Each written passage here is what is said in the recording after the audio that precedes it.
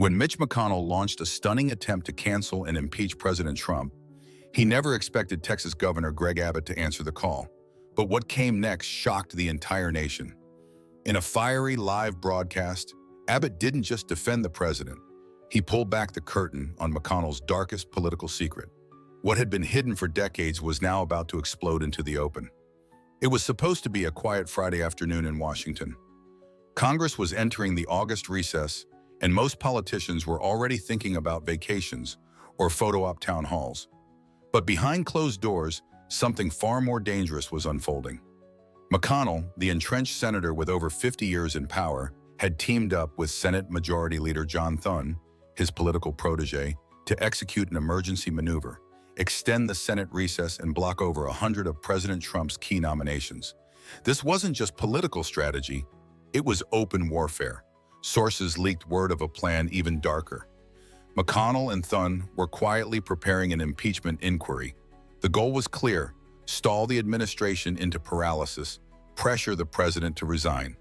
The timing was perfect. Summer headlines would distract the public, but what they hadn't counted on was someone watching. Someone who wasn't about to let it pass in silence. Greg Abbott, known for his unflinching defense of state sovereignty and relentless push for border security, had been measured and quiet in Washington for months. But today was different. As the news of betrayal spread, Abbott stood in his Austin office, eyes locked on a live feed from the Capitol. His jaw tightened, his voice dropped to a whisper. Not on my watch. By 7:00 p.m., the White House press room was packed. Reporters buzzed, unsure why they'd been summoned. Rumors swirled about Ukraine, maybe immigration. But when Abbott rolled into the room, tie loosened, eyes burning with calm fury, the noise died instantly. "No teleprompters tonight," he began. "I'm speaking to you and to every American watching at home from the heart." He paused. "Tonight I must address something dangerous, something shameful, something that should never have come from our own party." Gasps rippled through the crowd. "I have undeniable evidence that Senator Mitch McConnell and Majority Leader John Thune are actively conspiring, not for the good of America, not for principle, but for power and personal revenge." The room froze. Cameras zoomed in. Abbott's voice sharpened. "This isn't political gamesmanship. This is betrayal of the American people." He slammed a thick folder onto the podium. "In this file are years of secrets Mitch McConnell prayed you'd never see." The room erupted in whispers, but Abbott was just getting started. Slowly opening the folder, he looked up at the press with a voice that cut like steel. Years ago, when President Trump first took office, McConnell made a private request, money, and a lot of it, a bribe in exchange for loyalty. Gasps echoed. President Trump refused. He told McConnell, "I don't buy people, I earn their respect."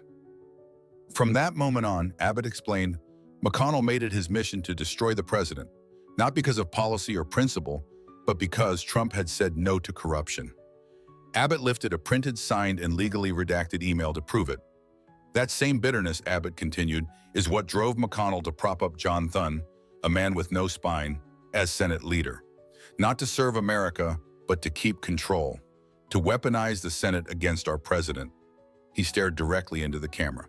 Mitch McConnell has been in power longer than most of you have been alive, 50 years. And in that time, what has he built? Nothing but walls of silence, greed, and backroom deals. The room was silent, and across America, tears began to fall. The folder Abbott had slammed down was no mere prop. It was packed with old memos, emails, transcripts, documents buried deep inside Senate committee archives, shielded by privilege, hidden from the American people for years. In 2017, Abbott said, holding up a faded printout, Mitch McConnell invited President Trump to a closed-door dinner. At that meeting, he made him an offer, a deal. "Help my allies secure lucrative federal contracts, and I'll protect your agenda in the Senate." Abbott's voice didn't tremble. He was steady, almost surgical in his delivery. President Trump refused. He looked Mitch McConnell in the eye and said, "I'm not here for deals. I'm here for the people." From that moment forward, McConnell made it his mission to bury him, block him, humiliate him. And now he's trying to end his presidency again. The cameras zoomed in. Reporters scribbled furiously. Even seasoned correspondents, hardened by years in the political trenches, blinked back tears. Abbott leaned forward. You don't betray a president for saying no to a bribe. You don't betray the people who voted for him. But Mitch did both. The silence that followed was deafening. Something had cracked open, and America was beginning to feel it. Abbott took a slow breath. Let's talk about John Thune. The room stirred. Most of you know him as the Senate Majority Leader. But how did he get there? Abbott pointed straight into the cameras. He didn't rise by merit. He rose by loyalty to Mitch McConnell. He's not a leader. He's a puppet. With a click of the remote, the screen behind him lit up. A timeline appeared. McConnell's backroom lobbying, his quiet pressure on colleagues, and even leaked audio from a 2023 retreat. Mitch groomed Thune to take over, not for America's sake, but so he could keep pulling the strings. And today, Abbott's voice cut like a knife, Thune's move to extend the Senate recess had nothing to do with protocol. It was sabotage. They're trying to freeze over 100 of President Trump's nominations, judges, cabinet members, military leaders. Why? So the government can't function. His voice cracked, not from weakness, but from righteous anger. They are suffocating this presidency from the inside. And it's not the Democrats doing it, it's our own party. Some in the press shook their heads in disbelief. Others quietly wept. Abbott's gaze was unflinching. You don't stab your country to protect your ego. By now, the live broadcast was trending worldwide. Millions were tuning in. Twitter, YouTube, Facebook, every feed flooded with clips of Abbott exposing decades of corruption. Across America, people sat in stunned silence. In rural Texas, a rancher leaned back in his chair, wiping the sweat and dust from his face. Finally, he whispered, someone's telling the truth. In downtown Dallas, a retired Marine veteran stood in front of his television, fists clenched. God bless you, Abbott, he muttered. But inside the press room, Abbott wasn't finished. Mitch McConnell, he said, his voice cold and sharp, is 83 years old, Edmund. He's been in this game for over 50 years. And after all that time, what do we see? Crumbling bridges, broken promises, and corruption. He pointed to the crowd again. Let's be honest, Mitch should have gone home years ago. But he stayed, not to serve, but to feed. He's eaten from the pockets of taxpayers, lobbyists, and foreign interests. And now, at the twilight of his career, he's trying to tear down a president who's done more in 6 months than McConnell has done in 50 years. Gasps filled the room. Abbott's voice softened, but the steel in it remained. Here's the difference. President Trump is fighting for America. Mitch is fighting for himself. Tears rolled down faces across the nation. This was no longer politics. This was personal. As Abbott's words echoed across every screen in America, McConnell sat stone-faced in his Senate office. His phone buzzed nonstop, donors, allies, and journalists demanding answers. But Mitch didn't flinch. He had played dirty politics for decades. This wasn't his first storm. Still, he hadn't expected this. John Thune rushed in, pale and panicked. Sir, it's everywhere. Abbott just blew the whole thing open. McConnell waved him off. Stay calm, he's bluffing. They'll forget in 2 days, McConnell muttered in private. But deep down, even he knew this wasn't a bluff. Abbott had evidence, receipts, dates, quotes. Outside, the streets were already filling with protesters. Let Trump work, read the signs waving in the wind, from the ranch towns of Texas to the streets of Alabama, Missouri, and even deep blue New York. Americans weren't just rallying behind the president, they were rallying behind Abbott. Inside the White House, Abbott faced the cameras again. I want to be crystal clear, he said. President Trump has done more in 6 months than most presidents do in 4 years. He's rebuilt factories, renegotiated trade deals, crushed inflation, and restored hope. But Mitch McConnell wants to erase all of that with a vacation. Viewers at home didn't just hear the words, they felt them. And they weren't going to sit quietly anymore. Just when America thought the revelations had peaked, Abbott dropped another bombshell. And for those thinking this is just a Republican feud, think again. He held up a small envelope for the cameras. This is a copy of a meeting transcript. Bernie Sanders, Mitch McConnell, March 2024, Capitol Hill, behind closed doors. The press gasped. Abbott flipped the page. Bernie promised not to interfere with McConnell's internal party fight if McConnell ensured Trump couldn't confirm conservative judges this term. You heard that right. The far left and the old guard Republicans teamed up to stop America's progress. Abbott's head shook slowly. What kind of system is this, where political enemies unite, not to help the people, but to take down the one man actually building the country back up? Across living rooms, jaws dropped. In a farmhouse in Michigan, an elderly woman let a single tear slip down her cheek. "They lied to us," she whispered. "All of them." Abbott's voice cut through the silence. "Enough backroom deals. Enough sabotage. Enough of this swamp." He paused, letting the quiet stretch. "We're cleaning house, and it starts tonight." Across the nation, the dam broke. Thousands poured into the streets holding flags, candles, and signs. "We stand with Trump and Abbot." Our voice, airports, shopping malls, schools, everywhere the live stream was playing. Workers stopped what they were doing. Parents gathered their children. In Florida, a retired Navy veteran stood at attention, saluting his television. In Lubbock, Texas, a mother knelt beside her son and said, "You see that man? That's courage." Meanwhile, social media exploded. Abbott exposes McConnell, save our president, Abbott for the people. Inside the White House, Abbott's eyes glistened, but he didn't stop. "This isn't about politics anymore," he said softly. "This is about the future of your families, your jars, your schools, your country." He lifted another file. "Here's what President Trump has accomplished in just 189 days. The screen behind him lit up.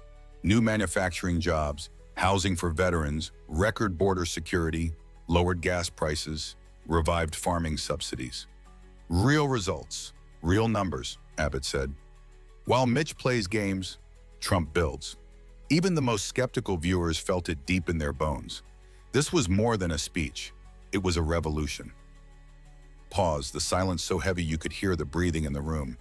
Then slowly he unfolded a yellowed letter.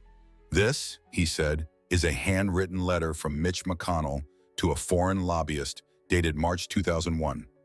Cameras zoomed in as Abbott held it up. In the letter, McConnell promised to help steer military contracts in exchange for campaign donations, and even suggested influencing Senate votes behind closed doors. Abbott's hand trembled, not from fear, but from righteous anger. This isn't just old corruption. This is a pattern. The same man who now wants to impeach President Trump is the man who sold pieces of America when no one was looking." He stared into the camera. "President Trump doesn't play these games. That's why they fear him. That's why they want him gone." Reporters gasped. One dropped her pen. Another whispered, "Oh my God." Abbott pressed on. "The difference is clear. Trump works for you. Mitch works for himself." In small towns and big cities alike, people stared at their screens. Some wept, some shouted, some simply stood in silence. The old power structure was cracking. And for the first time in years, the truth was speaking louder than the machine. Abbott stood quietly for a moment. Then unexpectedly, his voice caught, not from fear, not from pressure, but from grief. "This isn't just about politics anymore," he said, wiping his eyes. "This is about the America I grew up in, and the one I barely recognize now." He drew in a deep breath. "I come from a Texas town where families didn't have much, but we worked hard. We believed in doing what's right, even when it costs you.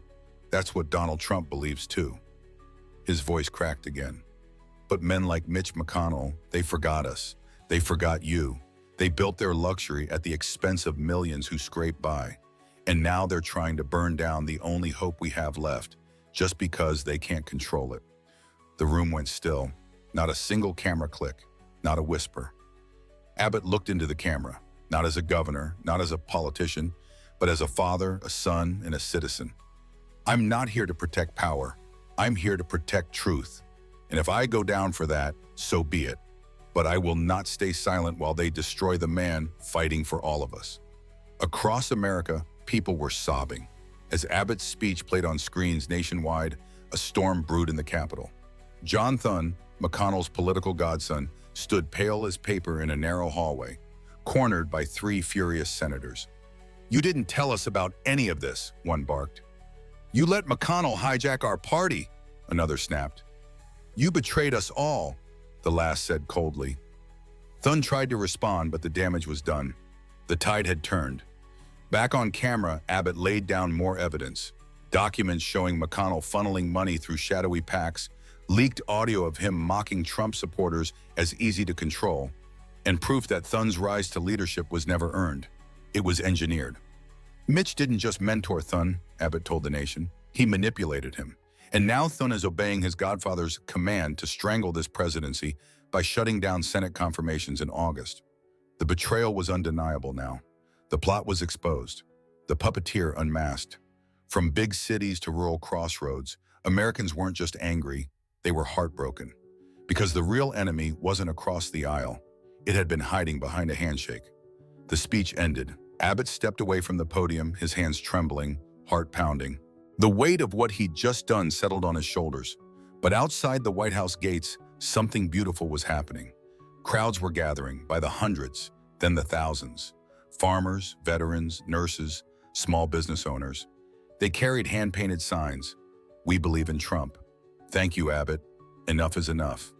Tears rolled down Abbott's face as he watched from the West Wing window. Secret Service agents stood beside him, stunned. Even they hadn't expected this. From the White House lawn, a little girl held up a sign. "Governor, you gave my daddy hope." Her voice cracked as she shouted toward the building, "We love you!" In that moment, Abbott knew this wasn't about one man being president. It was about millions of forgotten Americans finally being heard. Behind the scenes, panic spread. McConnell's office lines jammed. Senators demanded answers. GOP leaders scrambled for damage control. But the people weren't listening to them anymore. They were listening to Abbott. And for the first time in a long time, they felt free. It happened in a narrow, soundproof hallway beneath the Capitol. Abbott rolled in with two staffers and found McConnell already waiting. Mitch's eyes were sunken, not from age, but from fear. "You think that speech makes you a hero?" he hissed. Abbott stared at him. "No, but it told the truth." McConnell stepped closer, voice low. "You've just split this party in half." Abbott didn't flinch. "No, Mitch, you split it years ago when you chose greed over duty." The old senator's hand trembled slightly on his cane. "You're a child in this game." "I'm not playing games," Abbott shot back sharply. "You tried to crush this presidency." "You used John Thun like a pawn," Abbott said firmly, "and now the whole country knows it." McConnell's face twitched. Abbott leaned in closer. "You've had 50 years to prove yourself, Mitch. You chose lobbyists over the people, corruption over conscience. And now that folks are waking up, you're terrified." The old man said nothing, Abbott's voice lowered to a whisper. "If you cared about America, you'd never have tried to break it from within." He turned sharply, the tail of his coat swinging behind him. That corridor would never feel the same again. Hundreds of miles away, in a small Texas panhandle town, the Martinez family sat crowded together on a worn-out couch. The father, a ranch hand who had just lost his job. The mother, a nurse working brutal double shifts. Their 10-year-old son watched the replay of Abbott's speech with wide eyes. "He's telling the truth, isn't he, Dad?" the boy asked softly. His father's voice broke as he nodded. That man's fighting for us." The mother squeezed her husband's hand tighter. "I've never heard anyone speak like that. Not in my lifetime." In households across America, red states, blue states, rich and poor, the reaction was the same. Families cried, grandparents held hands, single mothers whispered prayers. This wasn't about party lines anymore. This was about finally having someone who spoke for them. Online, donations to Abbott's legal defense fund blew past $1 million in less than an hour. Volunteer signups flooded his campaign website. America hadn't just listened, they had felt it. Because Greg Abbott wasn't speaking like a politician. He was speaking like a man with nothing to gain but a future to save. And across the country, people who had felt broken for years felt whole again.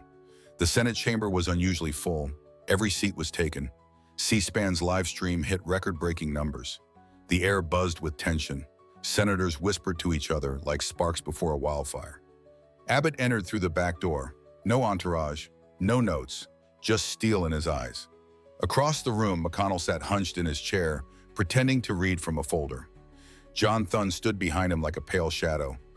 Abbott rolled to the microphone at the center of the floor. His voice was calm, but it hit with the force of a gavel. "Mr. President, members of the Senate, there comes a time when silence becomes betrayal, and today I refuse to be silent." Some senators folded their arms. Others leaned forward, bracing themselves. You all saw the broadcast. You heard the facts.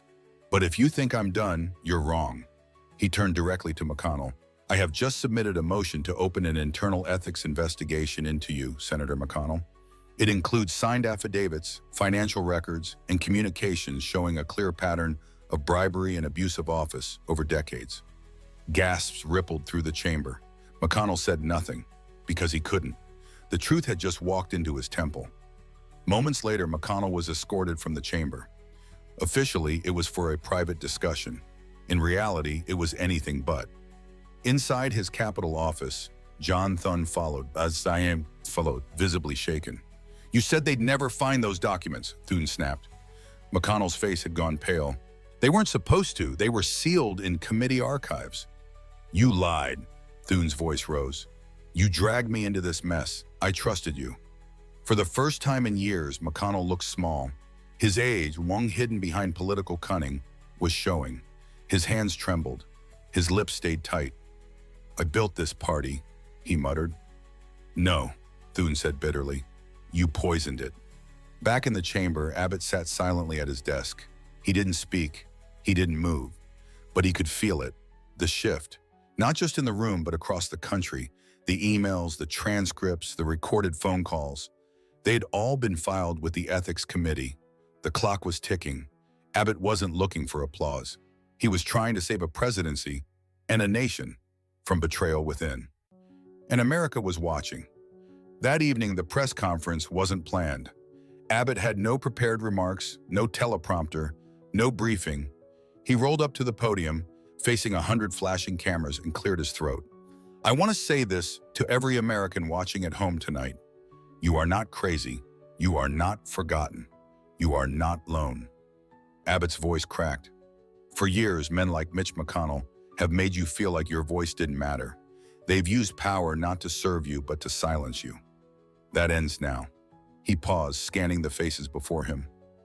I may be the governor of Texas, but tonight I speak as a husband, a father, and the son of working-class America.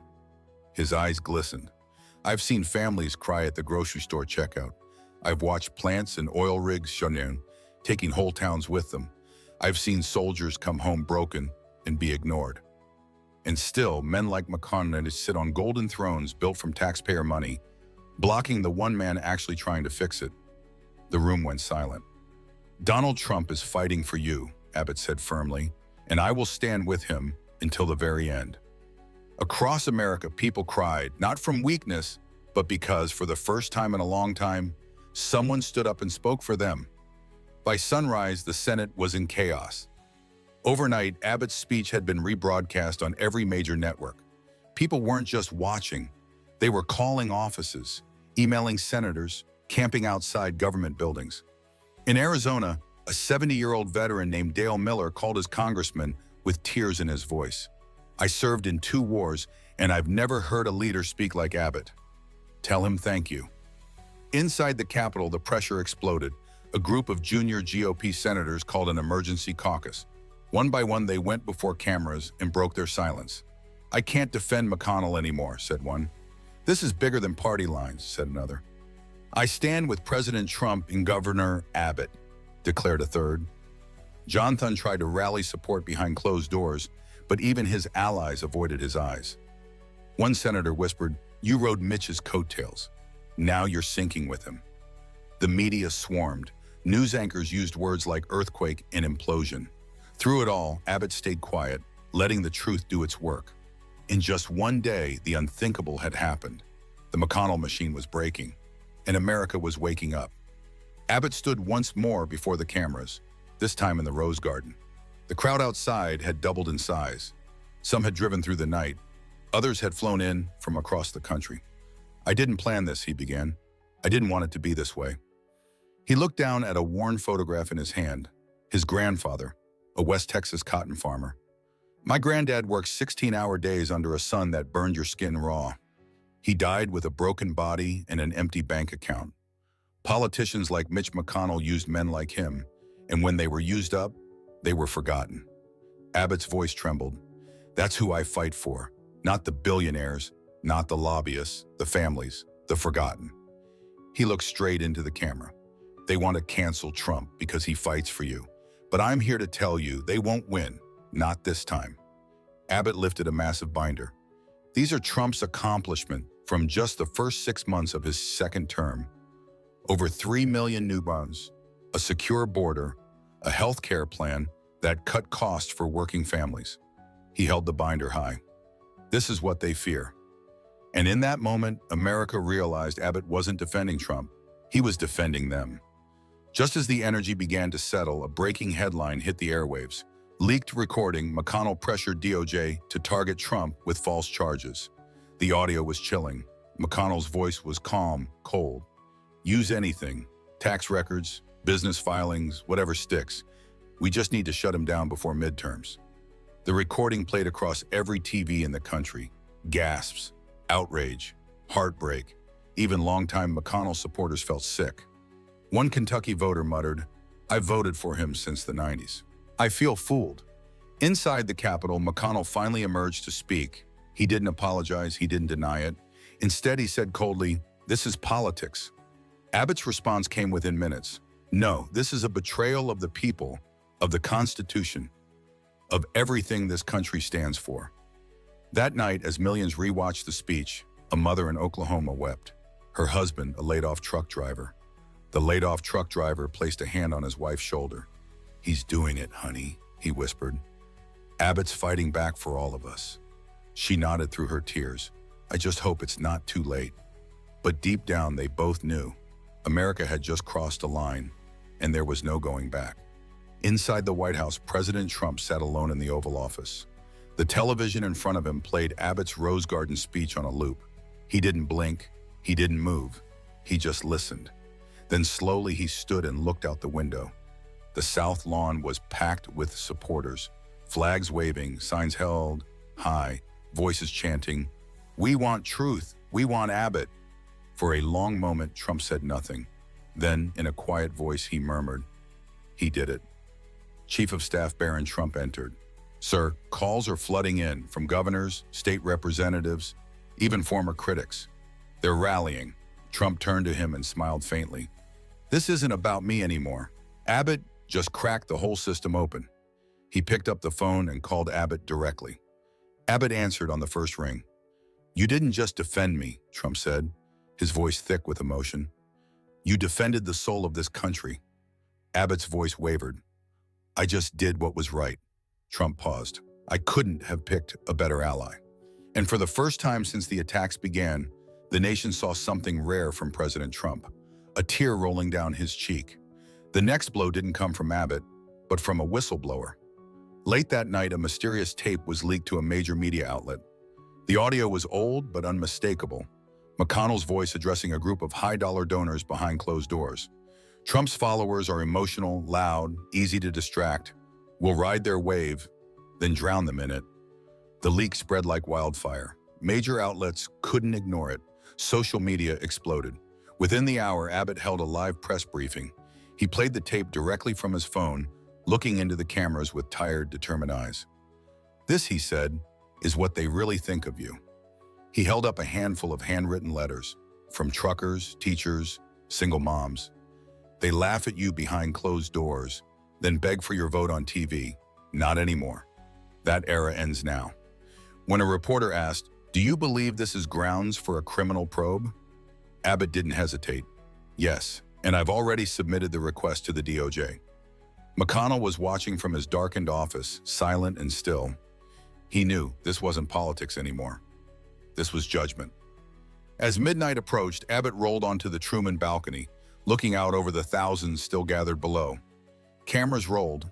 Bright lights lit the night sky over Washington. The crowd was silent, waiting.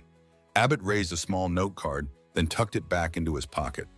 "No speech tonight," he said softly. "I just want to talk to you." His voice shook.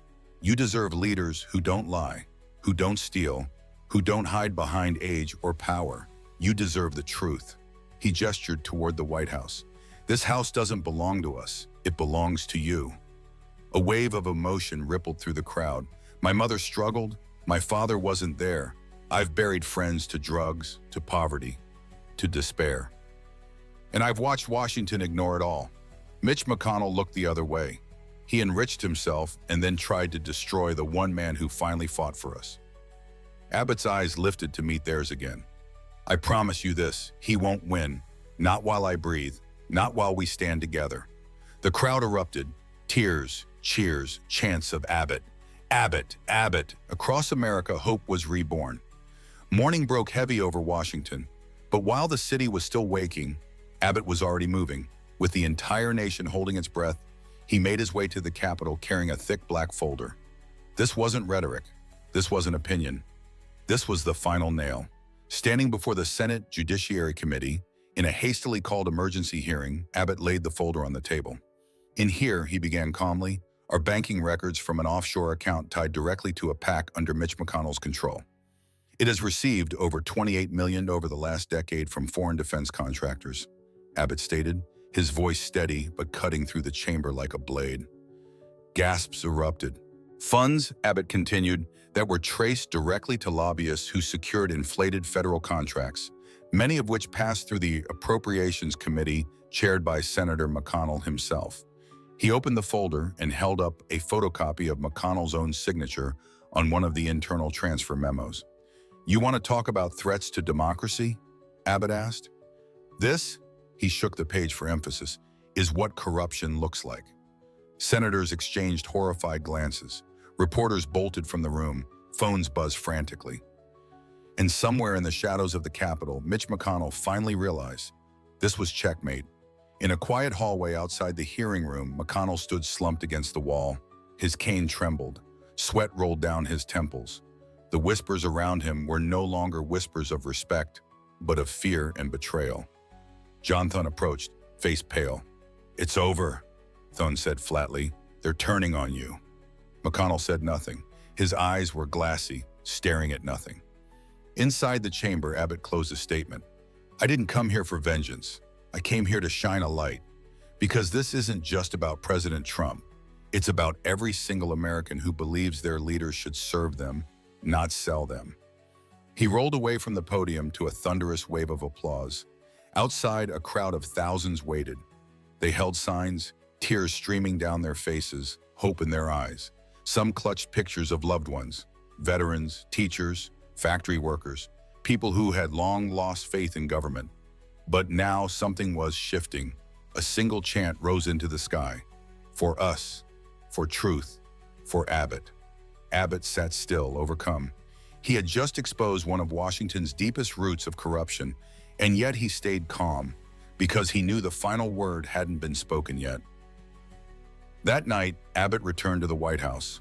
Alone, he sat in the East Room, lights dimmed, gazing out the tall windows. The country was watching. Not for scandal, not for drama, but for direction. He opened a worn letter sent by an elderly widow from rural Georgia. I lost my husband to COVID, then I lost my home. But tonight, Governor Abbott, I found something again. Hope because of you. His hands trembled as he read it again and again. Then slowly he folded it. Barron Trump entered quietly. They want one final word from you tonight. The press, the people, everyone. Abbott nodded. Then they'll get it. 30 minutes later, he addressed the nation once more. This fight wasn't easy and it's not over, he began, voice gentle but unwavering. But we've started something Washington hasn't seen in decades. Accountability. He looked into the camera, eyes full of conviction. President Trump fights for the forgotten. I'll keep fighting with him for every miner, every nurse, every single mom, and every soldier who's ever been ignored. He paused. And to those who tried to break this country from the inside, your time is up. The screen faded to black. The heartbeat of a nation roared back to life. At exactly 9 a.m., the Senate floor opened for a historic session. For the first time in decades, the chamber was filled with raw, trembling silence. Every senator had received a classified memo, Abbott's final report on Mitch McConnell. It contained names, accounts, direct transactions, and a timeline spanning 50 years. Senator Hawley was the first to rise. Madam Chair, I move to open formal censure proceedings against Senator McConnell for abuse of power and obstruction of constitutional governance. Another senator stood, then another, Even those who had once sat in McConnell's shadow now spoke with fear and fury in their eyes. McConnell entered moments later. His posture was frail, his skin pale. He moved slowly to his seat. He did not speak. The chair read Abbot's statement into the record. This is not revenge. This is a reckoning, not just for one man, but for the system that protected him for decades while everyday Americans paid the price. The gavel slammed. The nation had never witnessed anything like it. Abbot didn't attend the session. He didn't need to. His words had already done the work. Back in Texas, a local mail carrier delivered a small package to Abbot's office. No return address. Inside was a single envelope. He opened it slowly. Governor Abbot, I don't know you, but I want you to know this. My son passed away 2 years ago. He believed in this country, but he died thinking no one in power would ever believe in him. Tonight after your broadcast, I sat at his grave and told him, son, someone finally stood up for you. Thank you, a father who finally found peace. Abbot folded the letter and closed his eyes. In that moment, he wasn't a governor. He wasn't a politician. He was just a boy from Duncanville who had once been forgotten too. Later that night, he went live one final time from the White House. I didn't do this alone, he began. I carried the voices of millions, the hurt, the ignored, the betrayed. He held up the father's letter. This is who I work for. And across the country, people wept, not for politics, but for truth, for healing, for a second chance at a nation that could be whole again. A full day had passed since Abbott's final statement. Across the country, churches held prayer vigils. Schools held assemblies. Small towns held parades. Not for victory, but for hope. President Trump returned to the podium for the first time since the storm began. Standing beside Abbott, he smiled. Not the smile of a man who had won, but the smile of a man who had survived. 6 months ago, Trump began, they told us we couldn't do it, that the old system was too strong. But today, we proved something bigger. Truth still wins. He turned to Abbott. You didn't just defend me, you defended America, and history will remember that. Abbott stepped forward one last time. To every person watching, rich or poor, red or blue, young or old, this is your country. Don't ever let anyone tell you it's too late to take it back. As the music swelled and the screen began to fade, thousands in the crowd stood hand in hand, and for the first time in a long time, the people felt seen, the people felt heard, and the people felt free.